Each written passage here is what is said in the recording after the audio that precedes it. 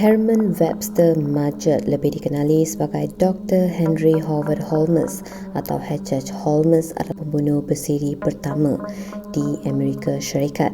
Semasa pameran Columbian 1893, dia memikat mangsa ke Murder Castle atau istana pembunuhan yang rumit. Walaupun dia mengaku membunuh 27 orang, tetapi ada spekulasi mengatakan bahawa dia telah membunuh sebanyak 200 orang. Siapakah H.H. Holmes?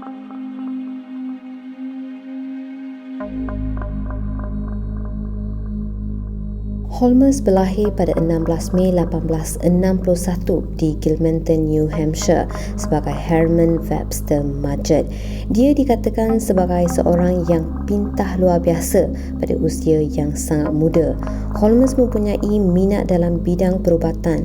Pada zaman kanak-kanak, dia dikatakan memerangkap dan melakukan pembedahan ke atas haiwan. Beberapa kisah kehidupannya menunjukkan bahawa dia mungkin membunuh rakannya. Kehidupan jenayah Holmes bermula dengan pelbagai penipuan. Sebagai pelajar perubatan di Michigan, dia mencuri mayat dan menggunakannya untuk membuat tuntutan insurans palsu. Holmes juga mungkin menggunakan mayat yang dicuri itu untuk eksperimen. Pada tahun 1884, dia hampir dilarang menamatkan pengajiannya ketika seorang janda menuduhnya membuat janji palsu untuk berkahwin dengannya. Pada tahun 1886, Holmes berpindah ke Chicago, Illinois. Dia mendapat pekerjaan di farmasi sebagai ahli farmasi dengan menggunakan nama samaran yang sekarang terkenal, Dr. Henry H. Holmes.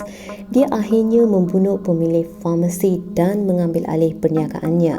Holmes membina sebuah bangunan yang bertingkat 3 untuk dirinya yang dikenal sebagai Murder Castle.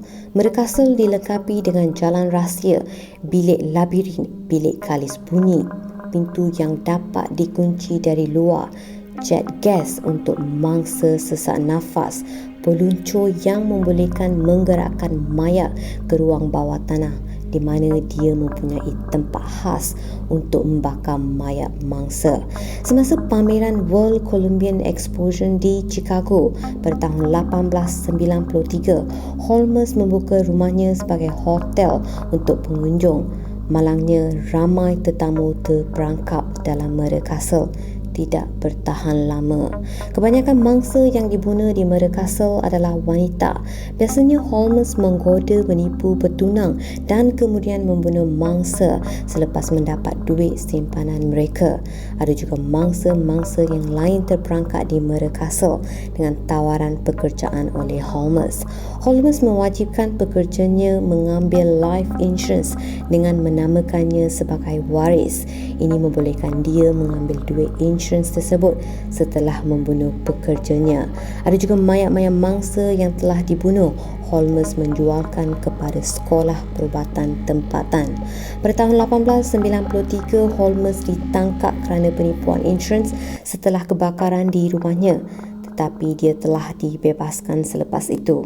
Kemudian Holmes meninggalkan Chicago sejurus selepas pameran dunia untuk meneruskan skimnya, termasuk rancangan dengan rakannya bernama Benjamin Pitzel, di mana Pitzel akan memalsukan kematiannya untuk mengumpulkan $10,000 dari syarikat insurans. Setelah Pitzel membeli life insurance policy bernilai $10,000, dia dan Holmes telah pergi ke Colorado, Missouri, New York, Pennsylvania, Tennessee dan Texas, di mana mereka melakukan penipuan lain. Selepas kembali ke Missouri, Holmes ditangkap kerana penipuan dan dipenjarakan buat sementara di St. Louis. Semasa berada di penjara, Holmes telah bertemu dengan banduan Marion Hatchett, di mana dia bersetuju untuk membantu Holmes dalam skim insuransnya dengan Pitzel. Sementara itu, Pitzel telah pun berpindah ke Philadelphia dan membuka pejabat paten palsu. Setelah dibebaskan dari penjara, Holmes pergi ke Philadelphia dan membunuh Pitzel. Kemudian dia meyakinkan isteri Pitzel bahawa suaminya masih hidup dan memberitahu tentang penglibatan Pitzel dalam skim insurans. Selepas itu, Holmes membagi $500 dari wang yang dikumpulkannya itu kepada isteri Pitzel.